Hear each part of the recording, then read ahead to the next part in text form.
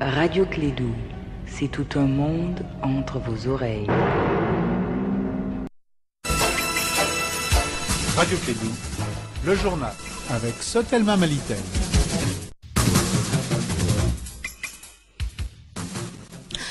Mesdames et messieurs, bonjour, merci de votre fidélité, bienvenue dans ce 13h. Présentation Mariam Kouyaté.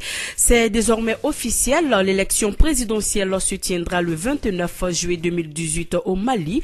Les candidats sont très mouvementés. Le week-end passé a été marqué par l'investiture de 3 candidats. Celle du président Ibeka annoncée pour hier dimanche a été reportée à une date ultérieure.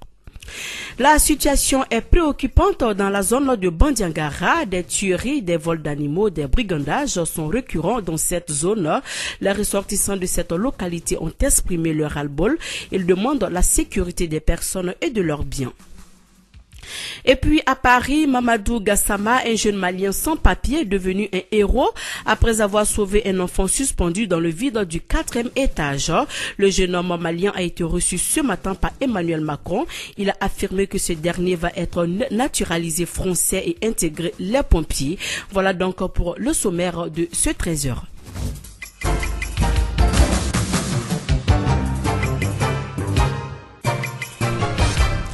Bienvenue dans cette édition pré-campagne électorale au Mali. Le week-end passé a été marqué par l'investiture de 3 candidats. Celle du président Ibeka annoncée pour hier dimanche a été reportée à une date ultérieure. Par contre, 70 formations politiques ont signé une plateforme pour soutenir la candidature d'Ibrahim Boubacar Keïta. À côté des candidatures classiques, il y a aussi des candidats comme le comédien international malien Habib Dombélé dit Gimba. Il sera donc cette année à sa 2e tentative après celle de 2002. On parle de tout ça avec Kassim Traoré. C'est sous une paillote du Palais de la Culture, avec quelques rangées de chaises occupées par les journalistes, que le comédien, humoriste et écrivain Habib Dombélé Gimba National a dévoilé les contours de sa candidature. Nous pensons que des Maliens sont restés encore dignes. Donc nous avons dit au départ de notre candidature que nous allons nous présenter aux élections présidentielles. Nous allons être candidats à la candidature. Nous allons faire une campagne civilisée. Nous n'avons pas d'argent. Nous avons des idées. Nous avons notre volonté et donc parce que nous ne bénéficions pas donc de l'argent qui est mis à la disposition donc des partis politiques. Dans le pavillon des sports du vieux stade de Modibo Keïta, les militantes et militants de la CODEM ont choisi Ousseini Amion Guindo, l'ancien ministre de l'Éducation, comme candidat. En tant que président du parti, je ne peux que me soumettre à cette décision à l'unanimité des sections présentes et prendrai toutes les dispositions pour la mise en œuvre effective de cette décision souveraine avec vos soutiens à travers le Mali, des villages et des villes. Il fallait prendre la route de Ségou et faire escale au centre catholique de Niamana pour connaître le nom du porte-étendard du parti Sadi pour la présidentielle. Oumar Mariko a été désigné par les délégués. Le parti a fait le choix sur ma personne de porter à nouveau son drapeau pour aller à l'élection présidentielle. Je remercie donc les camarades pour la confiance, mais je dis encore une fois aux camarades que chacun personnellement doit redoubler d'efforts comme nous l'avons fait pour avoir aujourd'hui un parti stable qui continue d'évoluer positivement. Ne connaissant pas encore la date d'investiture de leur mentor, 70 partis politiques de la majorité présidentielle ont mis en place une nouvelle plateforme dénommée Ensemble pour le Mali. Soumaïlou Boubé Maïga, Premier ministre du Mali. Nous aborderons cette campagne avec respect, avec humilité, mais avec confiance et détermination. Avec respect parce que pour nous, tous les Maliens ont le droit d'être candidats. C'est pour ça que nous nous sommes battus pendant des années et des années. Donc nous respectons tous les candidats. Nous aurons les cartes d'électeurs dans la première quinzaine de juin. Il faudrait que vous vous mobilisiez massivement pour retirer vos cartes, aider les électeurs à retirer leurs cartes. Sans une grande surprise, le parrainage de Tcheblin Dramé n'ira pas à la présidentielle de 2018 comme en 2013. Mais cette année, le parrainage soutient Soumaïla Tcheblin Dramé, président du parrainage. Nous sommes avec lui depuis des années dans la lutte contre le coup d'État, souvenez-vous, beaucoup l'oublient. Pendant 5 années dans la lutte, dans l'opposition contre le régime en place. On était ensemble dans la lutte contre la révision constitutionnelle, vous vous souvenez. C'est parce que nous étions unis que nous avons réussi à faire reculer Ibeka. Donc si nous sommes unis, nous le délogerons de couloir. Et c'est ça ce processus qui est en marche. Présent à cette cérémonie, Soumaïla Cissé a désigné Tcheblin Dramé comme son directeur de campagne. C'est donc le bélier en chef Thieblé Dramé qui sera le directeur de campagne du candidat Soumaïla Cissé. L'annonce a été faite par Soumaïla lui-même, présent lors des travaux du 2e Conseil national. Nous l'écoutons. Là, je voudrais profiter de vos médias pour remercier le peuple parrainant pour sa confiance. Remercier le président Thieblé pour sa confiance et pour sa disponibilité constante. J'ai découvert un homme d'honneur, un homme d'engagement, un homme qui tient sa parole. J'ai découvert un parti d'avant-garde, un parti qui sait aller à l'essentiel. Je tiens à le remercier à mon nom, mais au nom aussi de l'ensemble des militantes et des militants de l'URD. Aujourd'hui, nous sommes à une phase décisive dans la lutte pour la paix, la restauration de l'espoir dans notre pays. Nous sommes à une phase décisive pour combattre la gabegie, la corruption, le laisser-aller. Nous sommes à une phase décisive pour faire en sorte que notre pays retrouve sa dignité, retrouve son allant, retrouve ce qui a fait la grandeur et l'histoire de notre pays. Je voudrais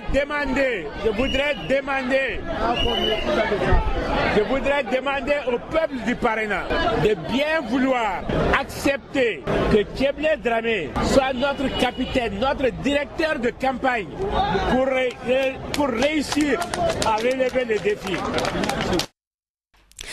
Également, Modibo Sidibé, président de FAR Ankawili, pense que la solution au problème des Maliens viendra des Maliens. Il l'a dit lors d'une visite qu'il a rendue samedi aux responsables du groupement des leaders spirituels musulmans. Elle rentre dans le cadre de la tenue de l'organisation de l'élection présidentielle malienne du 29 juillet prochain. Écoutons Modibo Sidibé, président de FAR Ankawili. Il est au micro d'Étienne Niari. Vous savez que depuis quelque temps, nous poursuivons ce que nous appelons un peu notre démocratie participative par les contacts avec les corporations, les groupements, tous les groupements qui comptent, notamment ici le groupement des leaders religieux, pour venir échanger et discuter avec eux. Vous n'êtes pas sans savoir qu'eux-mêmes avaient pris une initiative concernant la situation du pays. Ils ont fait des réflexions, ils ont remis ces réflexions-là, les recommandations, aussi bien au pouvoir public qu'à l'opposition qu'à la classe politique. Ça veut dire donc le rôle qu'ils entendent jouer dans la question de l'apaisement et dans la gestion du pays tout en étant dans leur rôle. Nous venons les voir pour discuter, échanger avec eux. D'abord nous faire connaître d'eux, même si on connaît beaucoup d'entre eux, parler de notre perception, de notre conception de la situation du pays, la façon dont ça doit aller, exactement parler de la question de la religion, de la place de la religion dans notre pays, la façon de conduire le partenariat entre l'État et les cultes, et donc dans le respect actuel des rôles et des responsabilités des uns et des autres. Donc je suis venu échanger sur tout ça avec le groupement leader religieux dans la plus grande convivialité, dans la plus grande compréhension pour notre pays.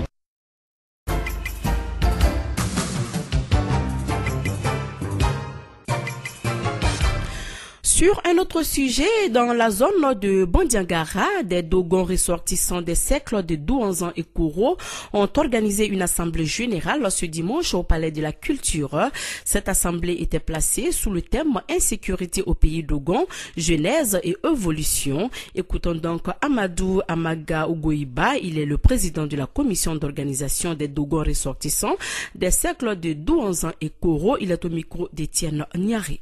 La situation elle est toujours explosive parce qu'il y a eu beaucoup de tentatives de nous ramener à la raison, à la paix. Mais nous constatons qu'à présent, ce qu'on a voulu éviter se fait sur le terrain. C'est quoi? Des tueries, des brigandages, des vols des animaux. C'est récurrent. Et c'est pourquoi nous avons préféré appeler les gens, leur dire de s'apprêter pour aider nos parents qui sont là-bas à faire face à cette situation qui perdure. Bon, maintenant, ça devient...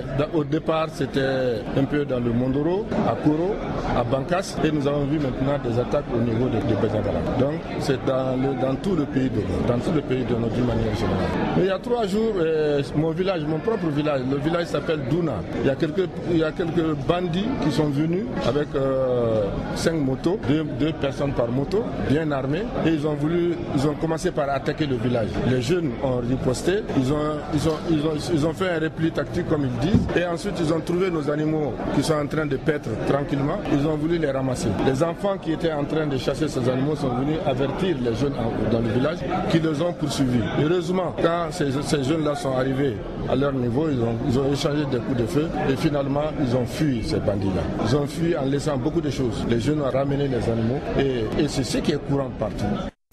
Direction à Nioro, Madoussou Diarra, la directrice du jardin d'enfants publics qui aurait détourné plus de 2 millions de francs CFA dans la caisse du dit jardin, est désormais libre. Le préfet de Nioro, Isiaka Magassa, et le commissaire auraient aidé Madoussou Diarra à sortir de prison, chose qui n'enchante guère les enseignants de Niono. Ils avaient donc décidé de procéder à un arrêt de travail à partir de ce lundi 27 mai jusqu'au départ du préfet et du commissaire de Niono. Finalement, une solution a été trouvée au problème.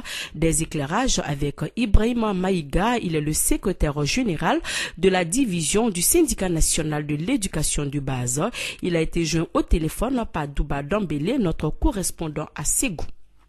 Et on a pu avoir une résolution auprès du maire de Niono qui nous a interpellés. Et le maire, avec c'est une association des griots, plus la société civile, ils nous ont appelés pour pouvoir avoir une solution à ce problème. On s'est entendu sur quelque chose, donc jusqu'à ce que l'affaire soit définitivement étouffée. Ensuite, le préfet aussi nous a appelés, on est allé le voir et nous a demandé pardon. Parce qu'il dit d'après lui que c'est lui qui a fauté, mais on lui a laissé sur le mauvais chemin. Mais dites-nous, est-ce que déjà Madoussou Diarra, elle est libre de ses mouvements ou elle est toujours emprisonnée? Non, depuis hier après-midi, elle est libre. Pourquoi cette affaire qui date de 2015 a surgi ainsi en 2018? Bon, ça c'est le nouveau préfet qui a soulevé cette affaire-là. Sinon, le nommé Bourema Mbeba, qui était le préfet par intérim.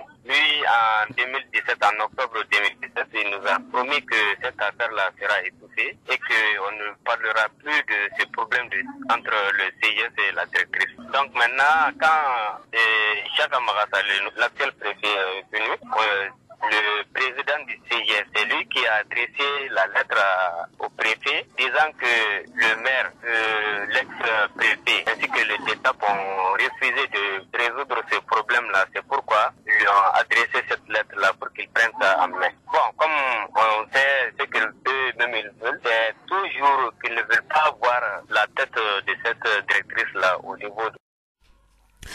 Après donc Niono, retour donc à Bamako, l'association Mousso Ladamou renforce donc la capacité des journalistes et communicateurs sur la prévention, la gestion des conflits et post-conflits.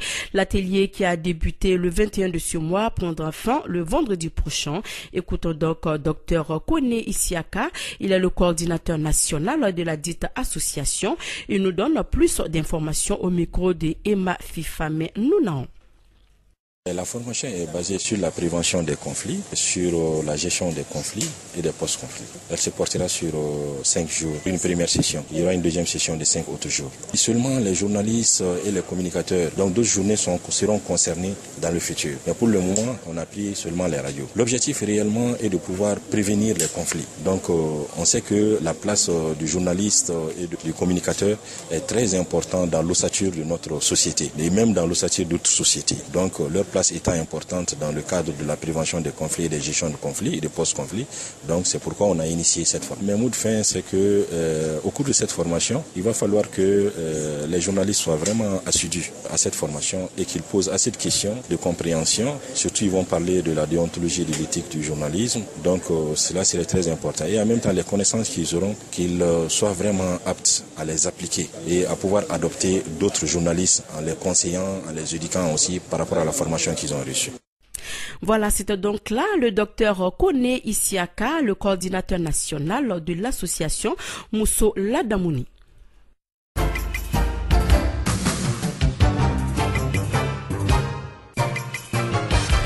Je le disais également dans les titres, le jeune Malien de 22 ans arrivé en France il y a 6 mois à peine a eu un geste héroïque samedi soir. Grimper à main nue la façade d'un immeuble parisien pour sauver un enfant de 4 ans, agrippé à un balcon. La vidéo de son exploit filmée par un passant a fait donc le tour du net ce week-end. Suite à cet acte, le jeune homme malien a été reçu ce matin par Emmanuel Macron. Il a affirmé que ce dernier va être naturalisé français et intégrer également les pompiers. Au Tchad, les syndicats appellent à une grève illimitée dans la fonction publique ce lundi 28 mai. Ils exigent le paiement du salaire intégral des agents de la fonction publique, comme conclu lors d'un accord signé à la mi-mars avec le gouvernement. Depuis janvier, les employés de la fonction publique ne perçoivent plus leurs primes et indemnités en raison de tensions budgétaires. Le gouvernement affirme de son côté être en train de régulariser cette situation. Également, en RDC, 52 cas d'Ebola ont été déclarés et 22 personnes en sont mortes. Chez le voisin centrafricain déclaré le pays le plus à risque avec le Congo-Brazzaville ont donc pris les choses au sérieux. Le vol humanitaire à Dorès a déjà été suspendu jusqu'à nouvel ordre. Aux frontières, on fait donc des dépistages systématiques.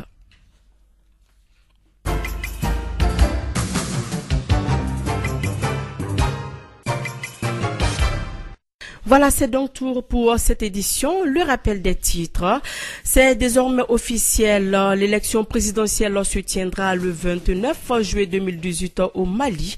Les candidats sont très mouvementés. Le week-end passé a été marqué par l'investiture de 3 candidats. Celle du président Ibeka, annoncée pour hier dimanche, a été reportée à une date ultérieure.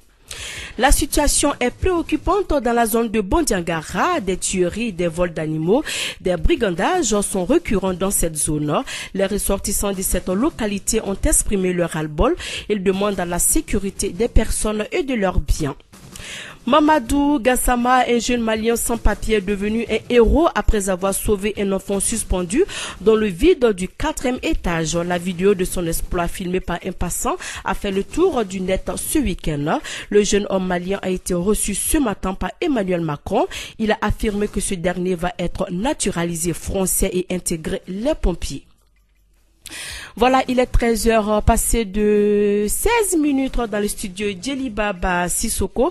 C'est la fin de cette édition. Merci à vous de l'avoir suivi. Présentation Mariam Kouyaté, la partie technique Fatou Fall. Après donc ce journal, la nouvelle rubrique Elect une émission de Moussa Papa Aïdara et son invité Maïmouna Koulibaly sur nos ondes. Mesdames, Messieurs, bonjour. On en parle encore ce matin, le concours dénommé « Qui sera élect ?» C'est le concours qui a fait le buzz ce week-end sur Facebook.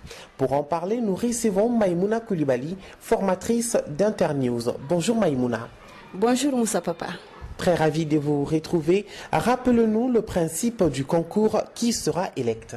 Internews, avec le soutien de USAID Mali, recrute par concours un blogueur ou une blogueuse qui s'appellera Elect. Elect rendra compte sur sa page Facebook et sur Radio Clédou de l'avancée du processus électoral. Elect présentera aussi aux candidats des exemples de situations humaines afin d'entendre leurs propositions. On peut dire que c'est un vrai emploi? Tout à fait, Moussa Papa. Elect sera intégré au sein de l'équipe d'Internews Mali. La personne bénéficiera d'un salaire qui garantit son indépendance, de nos formations et de nos moyens techniques, comme un ordinateur, un smartphone, etc. Une question un peu indiscrète, mais que pouvez-vous nous dire sur le salaire d'Elect? C'est un salaire conséquent. Voilà tout ce que je peux dire. La première épreuve a quand même fait du bruit sur Facebook ce week-end. Ah oui, plus de 17 000 j'aime pour l'annonce d'Elect, 200 000 personnes atteintes et 400 candidats qualifiés pour la seconde épreuve. Alors, quelle est la seconde épreuve, Maïmouna? Il s'agit d'une épreuve de rédiger une histoire d'intérêt humain. Elect sera une blogueuse ou un blogueur qui présentera aux candidats des exemples de situations humaines afin d'entendre leurs propositions. Pour la deuxième épreuve donc, les candidats sélectionnés doivent trouver dans leur quartier un témoin qui a vécu un problème précis, un genre de problème qui devrait être débattu lors des prochaines élections. Nous donnerons la préférence à des témoignages de femmes, de jeunes ou à des catégories de personnes dont on parle insuffisamment lors des élections. Exemple, une personne vivant avec un handicap. C'est d'abord pour tous ceux dont on parle peu qu'Elect cherche des solutions. Comment les gagnants de la première épreuve seront-ils informés? Les gagnants de la première épreuve recevront ce matin dans leur boîte email toutes les instructions sur la seconde épreuve. Et demain, à la même heure sur Radio Clédou, je vous donnerai un exemple d'histoire humaine et des conseils pour bien réussir l'épreuve. Alors, comment trouver la page Facebook d'Elect? Sur Facebook, recherchez @ElectMali, Elect avec un E à la fin. @Elect avec E Mali sur Facebook. Bonne chance à tous les candidats et à demain, chère Maïmouna, pour la suite du concours Qui sera Elect. Merci Moussa Papa, à demain. Radio Kédou, le journal avec Sotelma Mali.